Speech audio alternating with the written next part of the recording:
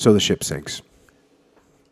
Now, the Japanese had immediately tried to get off with lifeboats. It left all the prisoners trying to just create rafts with whatever they could.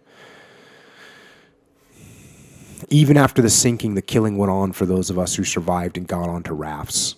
Anyone starting to panic was thrown off into the sea. When they scrambled to get back, they were kicked away. Men pushed under and held Japanese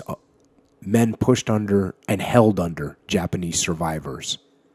Fighting broke out as the animal instinct to survive asserted itself, making some survivors try to capture more seaworthy vessels and shove others off to their deaths. Many gave up, already so weak, dangerously dehydrated, and ill.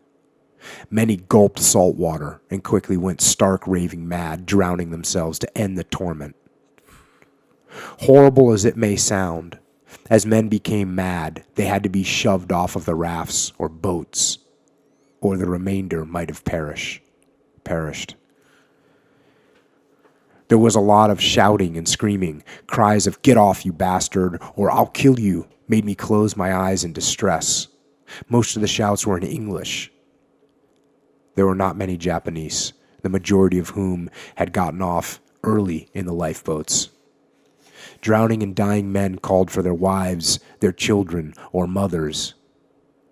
Men said things like, "Daddy will be home soon," and then disappeared beneath the waves.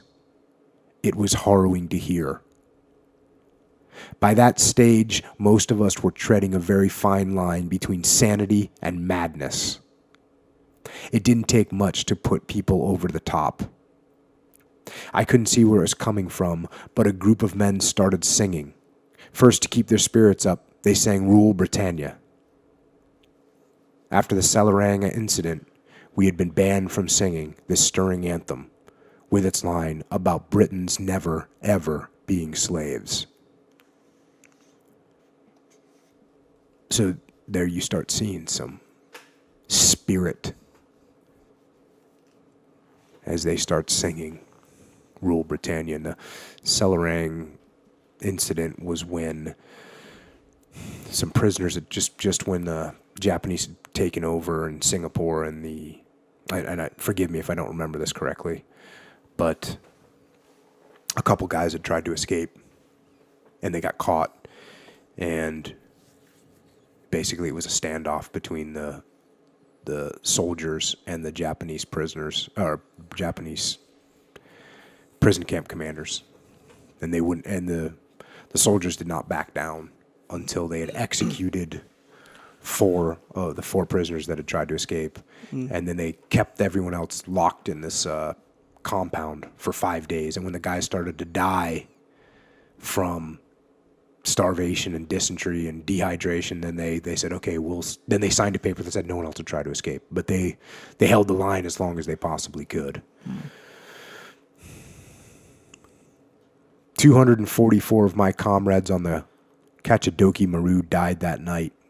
It was tragic beyond belief that, having survived the death railway, they became prisoners of the deep.